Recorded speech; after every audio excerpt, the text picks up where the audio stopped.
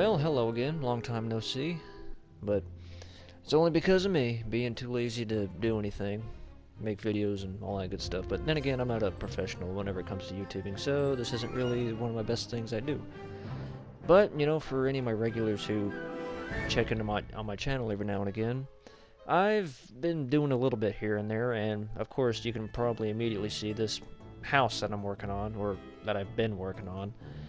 I kind of built it up a little bit and then just kind of left it behind because I just had this visualization of a house coming to mind, and I got building. I got to building the outside of it, which is just kind of like a plain Jane generic modern house. This is the back deck. If you go to the front yard, I got myself a little bit of landscaping going on. Front doors over there. There's going to be a half underground garage over here. And the back deck has a perfect view of, the SS Atlantis over here. And I'm gonna just be talking a little bit about my ship build here for anybody who likes to keep track of what all I've been doing with it. I'm gonna try to make this a little bit more of a quicker, brief video for anybody who just checks up and all that good stuff, even though I just said that. So, for the most part, it's not gotten too far along, but I have gotten some considerable, things put into place. Like, for example, if I can get a good view under here, you should be able to see it. I'm actually starting to get the underbelly of the ship put into place as far as, getting the, I guess, the shape of it down. And it'd probably make it a little easier to see if I threw some of this on.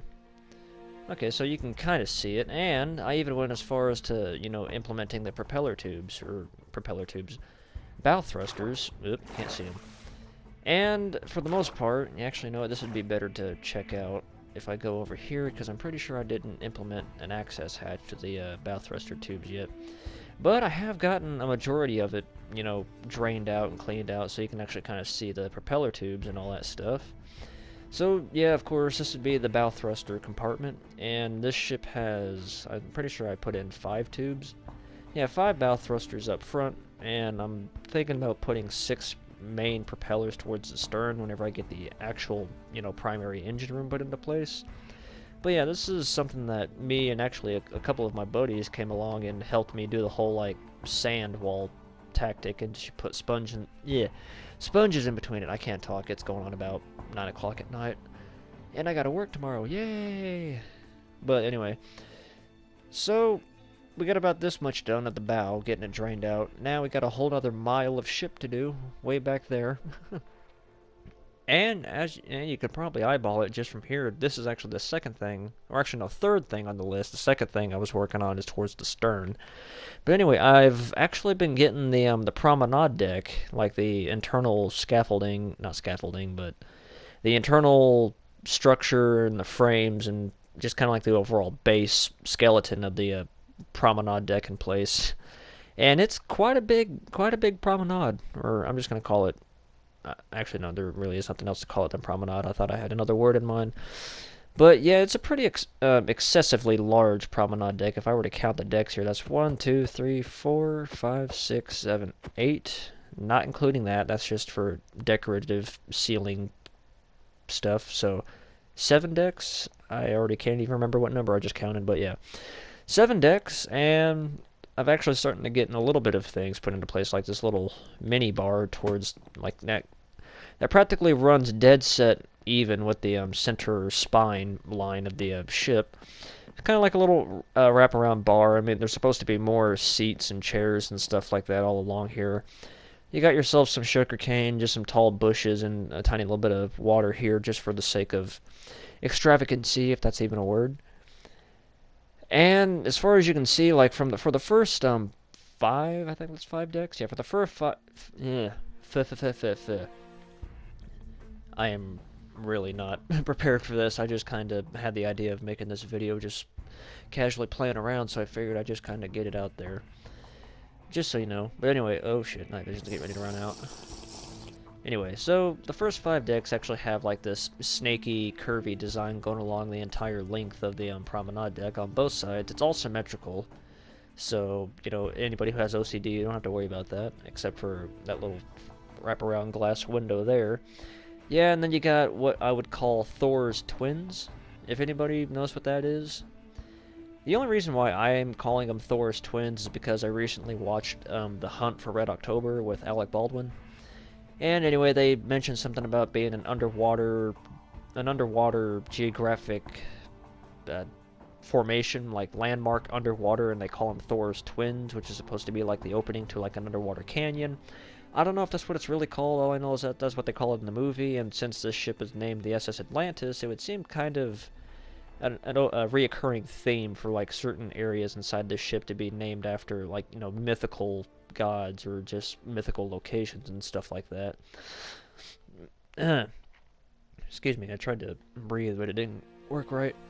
So as far as like the overall, you know, future plans for this Promenade deck goes, as far as like exotic, you know, locations, as one would say, I had the dumb idea of perhaps putting in like a miniature Five Nights at Freddy's, you know, restaurant mini-map somewhere on one of these levels, and of course there'd be a big like movie theater and stuff like that on one side, and I had the crazy idea of having like a boxing arena with like the stadium seats wrapped around it on the other side, you know, just kind of some big things, little things here and there, stuff you'd never see in a generic cruise ship, you know, just to kind of go with the ideas that this ship is highly impractical and totally impossible, but still it's fun to have inside of a cruise ship, to say the least.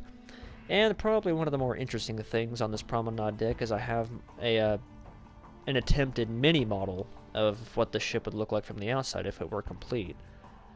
So this kind of took a little bit, like a good little 20 to 30 minutes just to get the overall design right. I mean, of course, there's like, this would be the helipad up on the bow, and the, what would it be, the Lido deck, I think it would be. The internal pull, and then the two other pulls up top, and then these would be like little cargo hatches up on the bow. I mean, hell, I might even kind of, you know, take a moment here to... So you got side... okay. Bow view, this is going to be kind of like before and after, or not even before and after comparison. So here's the bow, and here's the actual bow of the ship, and here's the overall side view of the mini model, going from bow to stern. You see you got the superstructure and the smokestacks towards a little bit midship, and then as you would wrap around, you got the garden, the central park towards the middle here.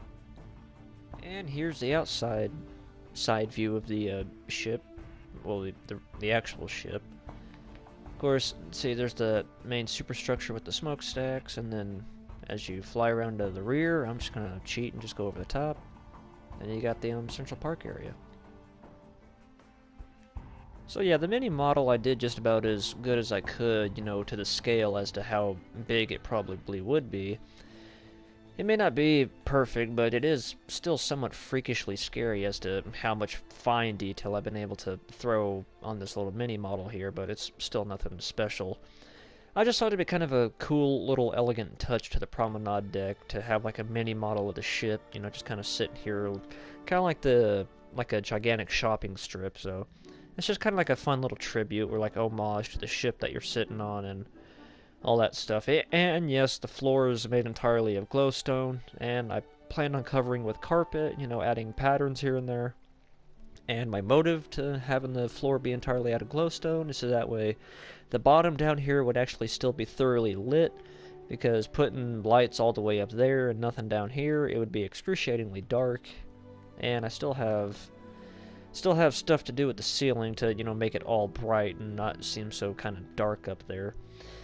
And I guess another thing I should point out is these little beams that run entirely all the way down the center of the Promenade deck with a little bit of curvature to their design as well. This is kind of an idea that I stole from the Axiom Starship from the movie WALL-E. If you recall ever seeing that movie, you know, Disney Pixar's WALL-E, little robot that turns trash into cubes, goes into space, finds this gigantic cruise ship in space. Humanity left the Earth over-polluted with trash, you know, long story short. And I remember whenever in the film WALL-E was on that little tram doohickey going down the Lido deck, or even the Promenade deck as far as to, you know, what it was in the movie. It was just kind of like a center little people mover, like transport system that went down the entire length of the ship. And I kind of had the thought of, like, you know, putting powered rails up here, and there'd be kind of like a wraparound rail system that would loop around the primary atriums or lobbies, whatever you'd call them, and there'd be like little little stations where you jump on a cart and, you know, hit a button and it takes you all the way down the center of the ship. Kind of like, you know, what it was like in the Axiom in the Wall-E movie, where it just takes you from one end of the ship to the other. And yes, Big Green's still here. And, okay, to just sum it all up, the last thing I'd like to kind of show you what I added to the ship goes behind the tugboat compartment. And this was something that I mentioned that I was going to do way back in my first video as far as overall plans went for this ship. And I'll actually, you know, before we get too carried away, I need to show you the least interesting thing compared to the next best thing. I have finally got the stern, you know, all built up and wrapped around, so the stern is now in place and completely filled in. And I'm adopting the design scheme from Quantum of the Seas from Royal Caribbean, where they had the gigantic wraparound atrium towards the stern, which is kind of like a ginormous, you know, cafeteria slash dining hall slash ballroom. And these windows, like with the real ship, were capable of like becoming holographically changed and show different images. Like you could see a jungle landscape, you know, through like on these windows, whereas on the other side you'd see the ocean. So just kind of another thing I stole, adopted, or implemented, whichever way you want to look at it. And of course, now the final thing I want to kind of show to you is directly below this, and it's the ferry, kind of like the ferry section that I said I was going to implement sometime down the line. I got a few other buddies of mine. We put in the floor, we were getting to the ceiling, and then we got sidetracked by other things. And this is about predominantly basically what it's going to be. All these lanes are going to be filled with cars, trucks, buses, semis, and all that good stuff. And I brought over one of my little favorite builds from another map. I practically reconstructed the Snowpiercer train. For any of you who may have, you know, seen that little video on my channel from some time ago, I implemented the Snowpiercer train, you know, I mean, not for any sake of lore or coincidence or anything. It's just a train inside the ship, because if I can get a good view here, you got a track in the middle, a track to the left, track to the right. And the scheme behind this idea, if it were used realistically, was that this train would actually have more than 2 cars on it. But what they would do is they would split it into three pieces. So there's going to be some disconnected passenger cars on this rail, and there's going to be disconnected passenger cars on this rail. And in between there, you got yourself kind of like little, what is it, boarding docks, I guess you could say, that go between the tracks. And I guess as far as, you know, how would this be a thing on this cruise ship is like, since it's a ferry, or at least this compartment is like a ferry service, and people can bring their vehicles with them on vacation, so they don't have to rent a vehicle or anything like that.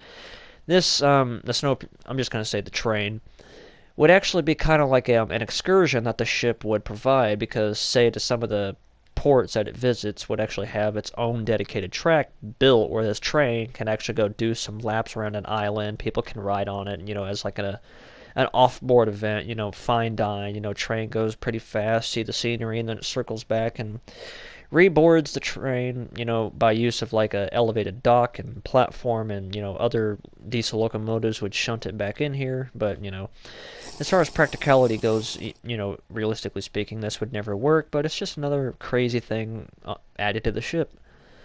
Or, you know, I had this all planned, you know, way back when, but, you know, I just decided to make it because I had the time and a couple of friends to help me out do it. So yeah, this is another, well, this is not the most recent or the latest, but one of the things that I added to the ship from the last time I did a video to about now. So that's pretty much all that the ship has had done to it. You know, I mean, it's still progress, to say the least. I mean, it's still nothing, like not even a divot, as far as to how close I'd be getting to completing this ship ever.